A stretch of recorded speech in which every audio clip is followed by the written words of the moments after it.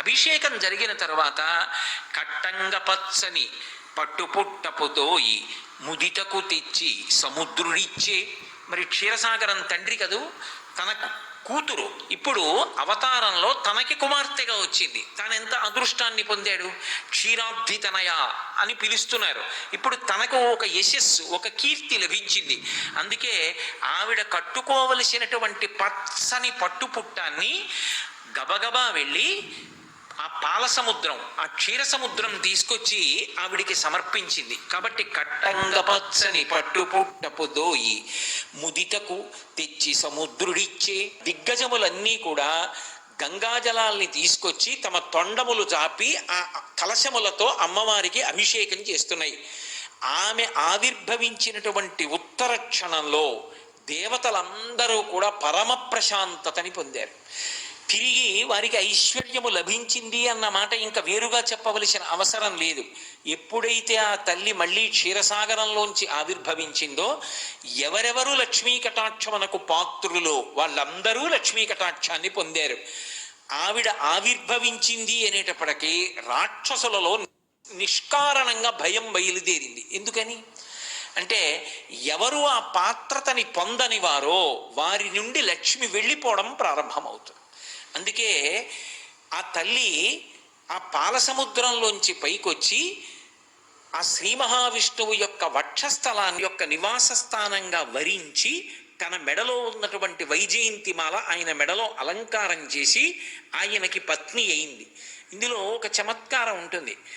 లక్ష్మీదేవికి శ్రీ మహావిష్ణువు ఇచ్చినటువంటి స్థానం వక్షస్థలం, ఆమె కూర్చున్న స్థానం పాదముల దగ్గర. ఎప్పుడూ ఆయన పాద సంవాహనం చేస్తుంటుంది. లక్ష్మీ మహీత ధనురూప నిజానుభావ నీళాది దివ్య మహిషీకర పల్లవానాం ఆరుణ్య సంక్రమణత కిలసాంధ్ర రాగౌ శ్రీ వెంకటేశ చరణౌ శరణం ప్రపద్యే అంటుంటాం కదా ప్రపత్తిలో. ఆ తల్లి ఎప్పుడూ పాద సంవాహనం చేస్తూ ఉంటుంది. కానీ శ్రీ మహావిష్ణువు ఆమెని తన గుండెల్లో పెట్టుకున్నాడు. ఎందుకని? ఎక్కడ ఏ ఆడపిల్ల పుట్టినా ఆ ఆడపిల్లని కన్యాదానం చేసినప్పుడు లక్ష్మీ స్వరూపగా సంభావించి శ్రీమన్నారాయణునికి ఇస్తున్నామని కన్యాదానం చేస్తాం. పతిని అనుగమించినటువంటి స్త్రీ భర్త యొక్క గుండెల్లో స్థానాన్ని పొందుతుంది సుమా అని చెప్పడానికి లక్ష్మీదేవి ఉదాహరణ. 2, ఆమె దయాస్వరూపిణి. అందుకే వేదాంత దేశికులు ఆవిడ మీద శతకం చేస్తే ఇక లక్ష్మీ శతకము అని చెప్పలేదు, దయాశతకము అన్న పేరుతో శతకం చేశారు. ఇప్పటికీ అలివేలు మంగాపురం వెడితే దయాశతకంలో శ్లోకాలు చదువుతుంటారు అమ్మవారికి అలంకారం చేస్తున్నప్పుడు. ఆ వేదాంత దేశికులు ఆవిడ్ని దయాస్వరూపిణి అని పిలిచారు. మీరు చూడండి, ఆయనకి దయ లేదండి అన్నప్పుడు అంత పని అలా చేశాడండి, దయలేదు అని ఇలా అనరు. లేకపోతే దయలేదండి అని కాళ్ళు చూపించరు, దయలేదండి పొట్ట చూపించరు. అంత దారుణంగా ఎలా ప్రవర్తించాడండి, దయలేదు అని ఇలా చూపిస్తారు. దయ గుండెల్లో ఉంటుంది. ఈశానాం జగతోస్య వెంకటపతేర్విష్ణోహ పరాం ప్రేయసీం తద్వక్షస్థల నిత్యవాస రసికాం తక్షాంతి సంవర్ధినీం పద్మాలంకృత పాణిపల్లవయుగాం పద్మాసనస్తాం శ్రియం వాత్సల్యాది గుణోజ్వలాం భగవతీం వందే జగన్మాతరం అని. ఆమె బిడ్డలందరి పట్ల పొంది ఉన్నటువంటి వాత్సల్యం అది. ఆయన యొక్క దయయే లక్ష్మీదేవిగా పిలవబడుతుంది. అందుకే ఆయన గుండెల్లో స్థానాన్ని పొందింది ఆ తల్లి. పరాశర భట్టర్లు శ్రీగుణరత్న కోశం చేస్తూ అంటారు, ఉల్లాస పల్లవిత పాలిత సప్తలోకి నిర్వాహకో రకిత నీమకటాక్షలీలాం శ్రీరంగ హర్మ్య తలమంగళ దీపరేఖాం శ్రీరంగరాజ బహిషీం శ్రియమాశ్రయామహ అంటారు. ఆ తల్లి 7 లోకములను కూడా హేలగా తన కడగంటి చూపు చేత ఐశ్వర్యాన్ని ఇచ్చి, తేజస్సునిచ్చి, చైతన్యాన్నిచ్చి, ఫలవంతం చేసి, సంపదనిచ్చి అందరినీ కూడా సంతోషంగా ఉండేటట్టుగా అనుగ్రహిస్తూ ఉంటుంది. దానికి ఆవిడ ఏదో పెద్ద కష్టపడిపోవలసిన అవసరం లేదు. కేవలము తన కడగంటి చూపు చేత 7 లోకములను పరిపాలించగలిగినటువంటి శ్రీరంగ హర్మ్య దీపరేఖ అని పిలిచారు. అందుకే ఉల్లాస పల్లవిత పాలిత సప్తలోకి నిర్వాహకో రకిత నేమకటాక్షలీలాం శ్రీరంగ హర్మ్య తలమంగళ దీపరేఖాం శ్రీరంగరాజ మహిషీం శ్రియమాశ్రయామహ. నిన్ను నేను ఆశ్రయిస్తున్నాను అంటారు. ఆ తల్లి గురించి చెప్తూ శంకర భగవత్పాదుల సౌందర్యలహరిలో మాట అంటారు, సకృన్నత్వా నత్వా అంటారు. ఆమె అనుగ్రహము ఎక్కడ పరిపుష్టమై ఉంటుంది అంటే పాత్రత ఉన్న చోట. పాత్రత అంటే ఎవరు సద్గుణ శోభితుడై ఉంటాడో, ఎవడు మంచి సంస్కారవంతుడై ఉంటాడో, ఎవడు నిరంతరము మనసులో ఆర్ద్రత భక్తి కలిగి ఉంటాడో అటువంటి వాడికి ఆ తల్లి యొక్క అనుగ్రహము పరిపుష్టమై ఉంటుంది. పరమ సంతోషంగా ఆయన దేని గురించి బెంగ పెట్టుకోవలసిన అవసరం ఉండదు, ఆమె అనుగ్రహిస్తుంది. అందుకే మీరు చూడండి, ఆర్తో జిజ్ఞాసుర్ అర్థార్థి జ్ఞానీచ భరతర్షభ. అర్థార్థి అన్న మాట రావాలి, నాకు డబ్బు కావాలి అన్న మాట ఏమిటి? ఆర్తో, ఆర్తి కలిగి ఉన్నాడు, అందులోకి అన్నీ వెళ్ళిపోలేదా? ప్రాణం కావాలి ఆర్తి, డబ్బు కావాలి ఆర్తితో పిలిచాడు. మళ్ళీ అర్థార్థి ఎందుకు వచ్చింది? అర్థార్థి అంటే కూడబెట్టుకోవడానికి డబ్బు అడిగిన వాడు కాడు, ఏదో తీసుకొచ్చి ఊరికే కూడబెట్టి అదంతా కూడా తాను అనుభవించాలని విర్రెక్కిపోయి ఆఖరికి తనతో పట్టుకెళ్ళేది లేక ప్రాణం విడిచిపెట్టేవాడి విషయంలో అన్వయం అవదు. తల్లి గర్భము నుండి ధనము తాడెవ్వడు వెళ్ళిపోయేడినాడు వెంటరాదు, లక్షాధికారైన లవణమన్నమె గాని మెరుగు బంగారంబు మింగబోడు, విత్తమార్జన చేసి విర్రవీగుటె గాని కూడపెట్టిన సొమ్ము కుడువలేడు, పొందుగా మరుగైన భూమి లోపల పెట్టి దాన ధర్మము లేక దాచి దాచి తుదకు దొంగలకిత్తురో దొరలకవును, తేనె జుంటీగలియవా తెరువరులకు, భూషణ వికాస శ్రీధర్మపుర నివాస దుష్ట సంహార నరసింహ దురిత దూరా అంటాడు. ఆ తేనె పట్టు కట్టినప్పుడు తేనెటీగలు ఎంతో కష్టపడి మైనం తెచ్చి చెట్టుకు పట్టు కట్టి అన్ని చోట్లకి వెళ్ళి ప్రతి పువ్వు మీద వాలి చుక్క చుక్క తేనె తీసుకొచ్చి గదులు నింపి మైనంతో మోస్తాయి. పట్టంతా తేనెతో నిండిందని తెలుసుకున్నవాడు ఒకడు చూసి గబగబా వచ్చి తేనె పట్టు కింద 4 ఎండాకులు 4 పచ్చాకులు వేసి అగ్నిహోత్రం వెలిగిస్తాడు. అందులోంచి వచ్చిన వేడికి పొగకి తేనెటీగలన్నీ దూరంగా పారిపోతాయి. వీడి చెట్టెక్కి పట్టు కిందకి దింపి పిండి అందులో ఉన్న తేనె తాగి వెళ్ళిపోతున్నాడు. ఎవరికీ తెలియదు, సంపాదించిందంతా దాచుకుందామని దాచినటువంటి వాడు చిట్ట చివరికి దొంగలకిచ్చాడో దొరలకిచ్చాడో ప్రభుత్వం పట్టుకుపోయింది. నిజంగా తన ఐశ్వర్యం తనదైంది అన్న మాటకు అర్థం ఏమిటంటే ఎవడు దానం చేశాడో వాడు పుణ్యంగా తనతో పట్టుకుపోతాడు తప్ప పుణ్యంగా మార్చుకున్నవాడు తన ఐశ్వర్యాన్ని తనతో పట్టుకెళ్ళగలడు. అంటే ఇది డబ్బు ఒక్కటే కాదు అని మీరు బాగా గుర్తుపెట్టుకోవాలి. నేను తరచుగా ఈ మాట మీతో ప్రస్తావిస్తున్నా. నాకు 4 మాటలు చెప్పగలిగిన శక్తి ఉందనుకోండి, పరమ సంతోషంగా దాన్ని తపస్సుగా స్వీకరించి ఒక 2 గంటలు ఇవాళ నా జీవితంలో నాకు పరమేశ్వరుడిచ్చినటువంటి వాక్కు ఆయన గురించి చెప్పుకోవడానికి పనికొచ్చిందని నేను వెళ్ళిపోయాను అనుకోండి. అది నేను నాకు పరమేశ్వరుడిచ్చిన శక్తిని పుణ్యంగా మార్చుకున్నాను. ఈశ్వరుడు నాకు కొంత డబ్బు ఇచ్చాడు, ఓ దేవాలయం కట్టారు. ఇప్పుడు మీ డబ్బుని పుణ్యంగా మార్చుకున్నారు. నాకు ఈశ్వరుడు కొంత బలాన్ని ఇచ్చాడు, నేను పల్లకి పట్టుకున్నాను, నాకు ఇచ్చిన బలాన్ని పుణ్యంగా మార్చుకున్నాను. ఉండిపోతుందా ఏమి బలం శరీరంలో? అలా ఏం ఉండిపోదు, కొంతకాలం అయిపోయిన తర్వాత అది పోతుంది. ఏదో దూర్జుడి చెప్పినట్టు దంతంబుల్ పడనప్పుడే తనువుయం దారూఢియున్నప్పుడే కాంతాసంఘము రోయనప్పుడే జరాక్రాంతంబు కానప్పుడే వింతల్ మేన జరించునప్పుడే కురుల్ వెల్వెల్ల కానప్పుడే చింతింపన్వల మీ పదంబుజములం శ్రీకాళహస్తీశ్వర అంటాడు. ఒంట్లో ఓపిక అయిపోయిన తర్వాత, నేను రిటైర్ అయిపోయిన తర్వాత ఇట్లాంటి వాటికి అన్నింటికీ వస్తానండి అంటే 60 ఏళ్ళు దాటిపోయిన తర్వాత నువ్వు వచ్చేదేవుడు పల్లకి పట్టుకునేదేవుడు, నువ్వే తూలిపడిపోతావు. ఒంట్లో ఓపిక ఉండగా చెయ్యాలి. ఆ ఓపిక శాశ్వతంగా ఉంటుందా ఏమి? నీకు ఒంట్లో ఓపిక ఉంది పల్లకి పట్టుకో, నీకు ఒంట్లో ఓపిక ఉంది దేవాలయం తుడు, నీకు ఒంట్లో ఓపిక ఉంది స్వామివారు కట్టిన బట్టలు ఉతికి ఇయ్యి, నీకు ఒంట్లో ఓపిక ఉంది 4 చెట్లు పాతు, నీకు నా ఒంట్లో ఓపిక ఉంది రోజు వచ్చి చెట్లకి నీళ్లు పోయి, నీకు ఒంట్లో ఓపిక ఉంది పువ్వులు కోసి దండ కట్టి తీసుకొచ్చి స్వామికి సమర్పణం చేయి. నీ దగ్గర డబ్బు ఉంది, కొంత డబ్బు గుడి కట్టలేకపోవచ్చు, కానీ ఒక పండగ వస్తోందంటే నీ ఇంట్లో సభ్యులతో పాటు పరమేశ్వరుడు ఉన్నాడు, మా అందరి మధ్య ఆయన ఉన్నాడు, ఆయన అనుగ్రహంతో మేము బతుకుతున్నామని ఓ చీర ఓ పంచెల చాపు తెచ్చేయనికి, అది భక్తి. వాడు ఉన్నాడు అన్న నమ్మకం. ఆ నమ్మకంతో మనకి ఈశ్వరుడు ఏది ఇచ్చాడో దాన్ని వెచ్చించడం, పుణ్యంగా మార్చుకుని మనతో పట్టుకెళ్ళడానికి అవకాశం.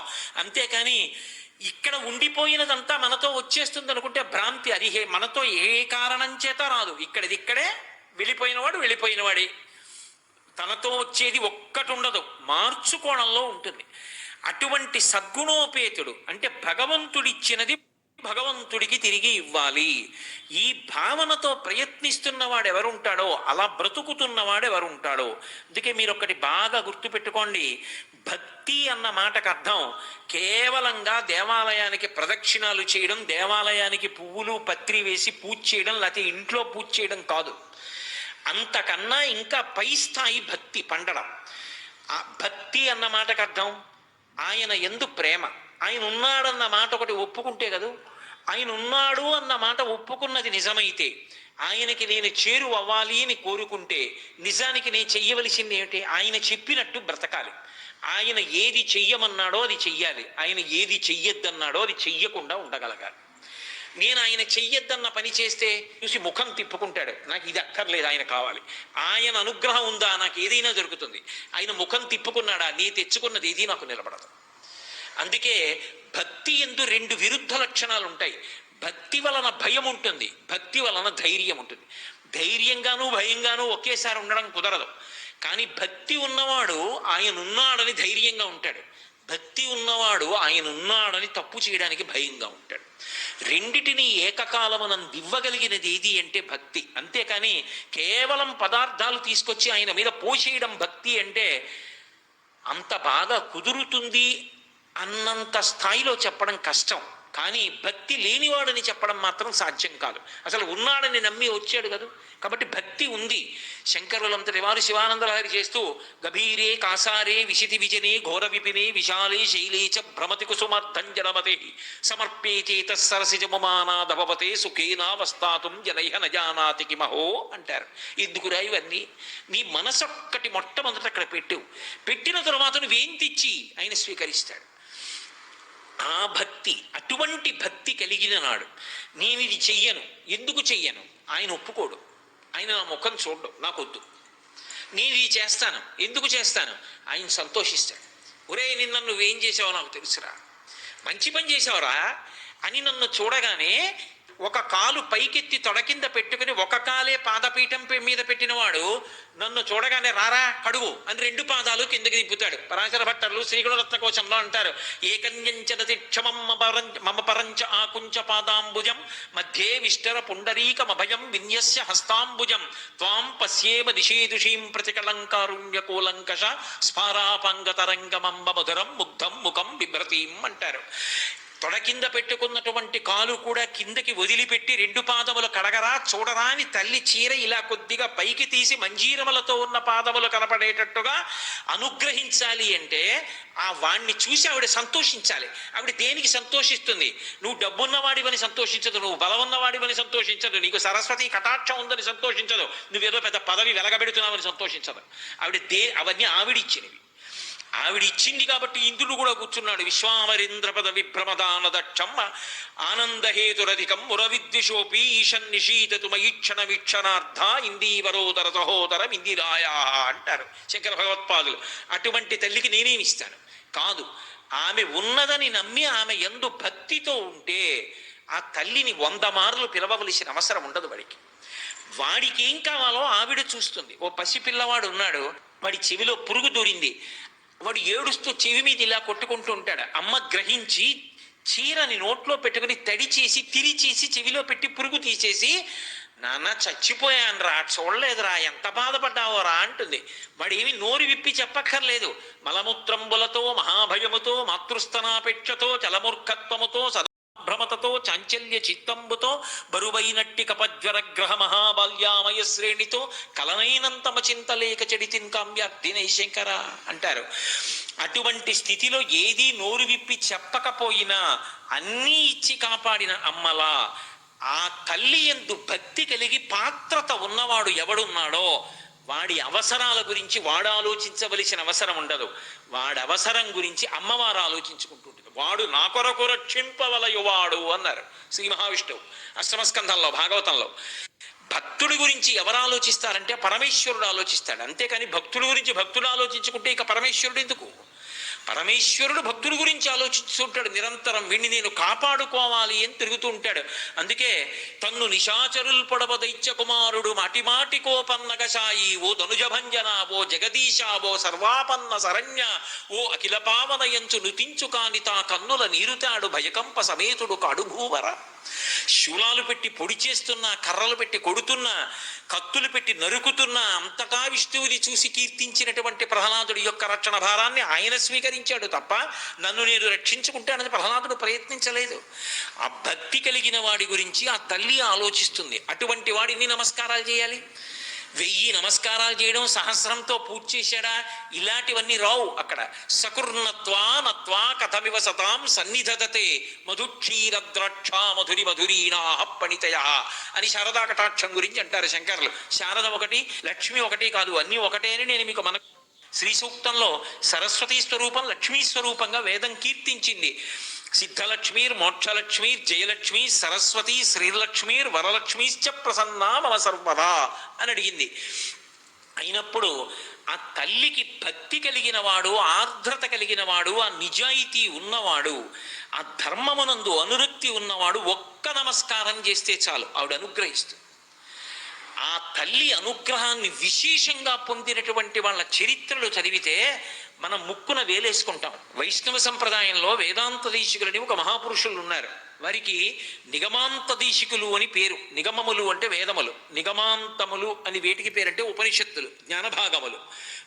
అవి ఆయనకి నిగమాంత దేశికులు. దేశికుడు అంటే దారి చూపించువాడు. ఆయన వేదాలని అలా అధ్యయనం చేశారు. వారు ఎంత శక్తివంతులని చెప్తారంటే హయగ్రీవుడితోటి ముఖాముఖి ఆయన మాట్లాడుతుండేవారు. హయగ్రీవుడితో ఈ మాంసనేత్రంతో దర్శనం పొందినటువంటి వారు, ఆయనతో మాట్లాడిన వారు. అంతటి మహాపురుషుడు వేదాంత దేశికులంటే. ఆయన వడకలై అని ఒక ప్రత్యేకమైనటువంటి సంప్రదాయానికి ప్రారంభకులు. అటువంటి వేదాంత దేశికులకి సర్వతంత్ర స్వతంత్ర అని ఒక బిరుదుండేది. శృంగగిరి పీఠాధిపతుల యొక్క బిరుదావళి చదువుతున్నప్పుడు ఇప్పటికీ సర్వతంత్ర స్వతంత్ర అని చదువుతారు. సర్వతంత్ర స్వతంత్ర అన్న బిరుదుకు అర్థం ఏంటంటే వాళ్ళు ఎప్పుడైనా ఏదైనా చెయ్యాలి అనుకుంటే ఇక పక్కకి తిరిగి ఎవరి వంకో తిరిగి ఎవరినో పిలిచి నాకు ఇది కావాలని అడిగి వాళ్ళు ఇచ్చినటువంటి ద్రవ్యంతోటో వాళ్ళు ఇచ్చినటువంటి పదార్థంతోటో కార్యాన్ని ప్రారంభం చేయరు. మరొక సంకల్పాన్ని చేసి ఈశ్వరుడికి చెప్తారు. అంతే, ఈశ్వరుడే అనుగ్రహిస్తాడు, ఆయనే ఇస్తాడు తప్ప వాళ్ళు వేరొకరి దగ్గర చేయి చాపరు. అలా ఆ స్థాయిని పొందితే సర్వతంత్ర స్వతంత్ర అని పిలుస్తారు. వేదాంత దేశికులకి సర్వతంత్ర స్వతంత్ర అని బిరుదు. ఎప్పుడూ కూడా లోకంలో ఒకటి ఉంటుంది. ఒకడు బాగా కీర్తి సంపాదించినటువంటి భక్తుడు ఉన్నాడు అనుకోండి, వాణ్ణి ఎంత అప్రతిష్ట పాలు చెయ్యాలని ప్రయత్నం చేసేటటువంటి వ్యక్తులు కూడా అక్కడే ఉంటారు పక్కన. దీపం కిందే నీడ ఉన్నట్టు భక్తుల జీవితాల్లో ఎప్పుడూ ఆయనని ఎలా అపకీర్తి పాలు చెయ్యాలని ప్రయత్నం చేసేవాళ్ళు ఉంటారు. కానీ భక్తికున్న గొప్పతనం ఏమిటంటే అలా చేసిన ప్రయత్నాల చేత భక్తుల యొక్క వైభవం మరింత శోభిస్తుంది తప్ప వారి యొక్క గొప్పతనం కించిత్ కూడా క్షీణించదు. వేదాంత దేశికుల యొక్క జీవితంలో అదే జరిగింది. వారు సర్వతంత్ర స్వతంత్ర బిరుదులకి అనర్హులు, వారికి ఆ బిరుదు చెందదు అని నిరూపించాలనుకున్నారు. ఆయన పట్ల వైషమ్యభావం పెంచుకొని పెళ్లి కానటువంటి వ్యక్తిని ఒకడిని పిలిచారు.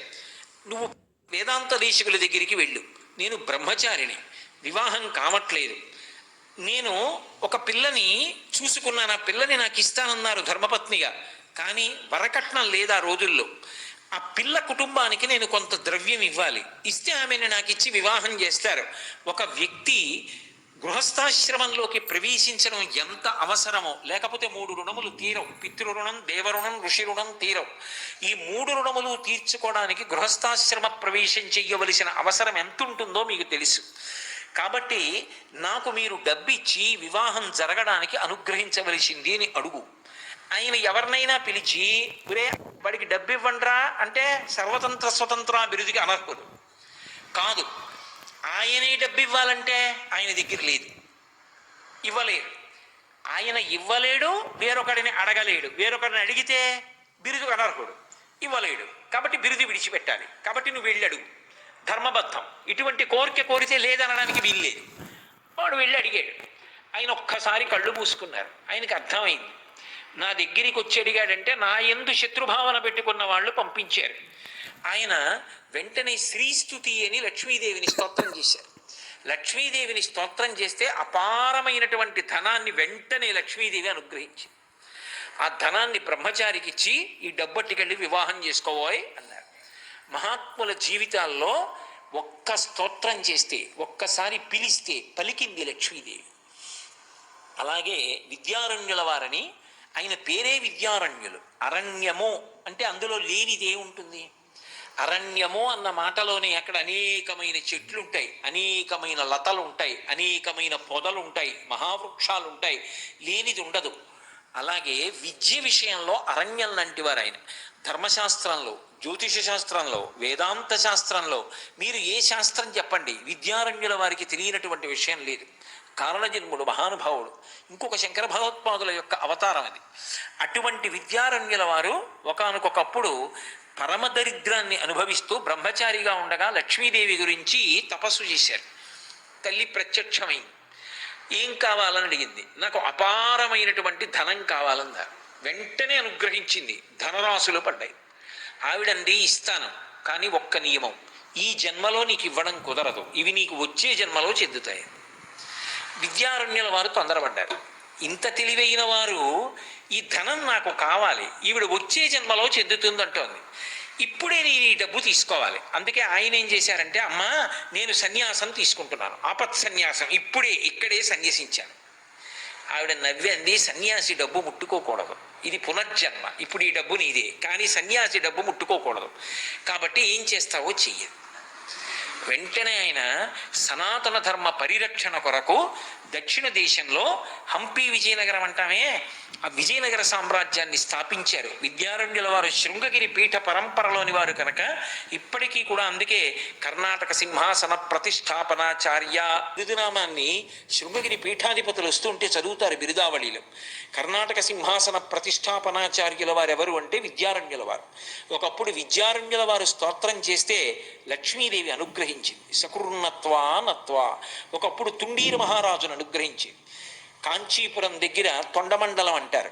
ఆ తుండీర మండలం అంతా కూడా అనావృష్టి వచ్చింది, ఎక్కడ తినడానికి మెతుకు లేదు.